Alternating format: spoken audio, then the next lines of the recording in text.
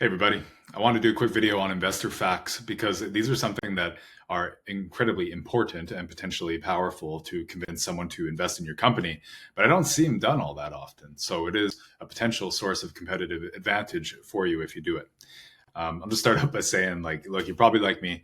You've been in a situation where you've been in a meeting that you were asked questions you didn't have answers to, and it felt bad, right? It felt discouraging. People around you weren't inspired by your answer, and they say, "Oh, it's okay. Don't worry about it." But in reality, it's not okay when you're asking for $500,000 from someone. You need to know these things ahead of time. You need to do the homework. So let's look at what the investor fact is so you can get this done right. And I mean, look, it's not complex. It's going to be a list of, in this case, I got 15 questions. I made a model data room. It's complete. It's completely fictitious. And it's for a company that monitors oyster farms. Okay. So if you see a lot of reference to oysters, that's why.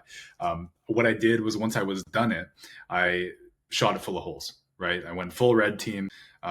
Let's destroy this thing. Let's figure out exactly what could go wrong. And let's not bury that, but put it right at the forefront, right? So now there's this list of questions that shows anyone who looks at this that I'm not blind to the potential risks here. But in fact, I'm perhaps not. Let's say we're leaning into the idea that they are there, and we have mitigation strategies. And it's not that those things are all figured out yet. That's not the point. You need the money to go and figure that out and do the testing and come back and optimize and all that. But you do need to be aware of where the potential red flags or deal breakers could exist so that you can get over that hump, right? And when investors have this, they might be able to answer some of their own questions. So where do the questions come from? You can shoot it full of holes with your team, as I did. You can go to friendly investors, advisors, mentors, get people to look at what you're proposing in the totality of the data room or just the pitch even. And what you want to do is you want to figure out where are all these questions coming? Is there a certain area that they're clustering around? And if so, you should fix that ahead of time. So go into the data room, go into the pitch, figure it all out in there, and come up with a V2.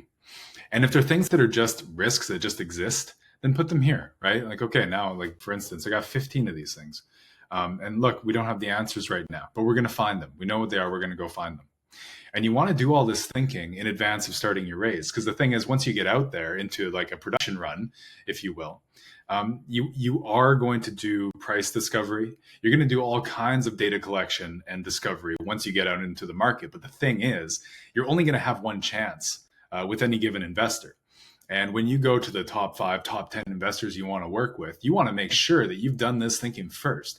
Because if they're the first one to ask you that question and you don't have an answer, that's not a good thing. So yeah, I highly recommend come up with this list over time and realize that it is over time. This is a living document. This is an iterative item. You're going to be continuously asked new questions. And every time you hear that question, put it in here. That's how you can be sure that you're prepared to handle any objection that comes your way.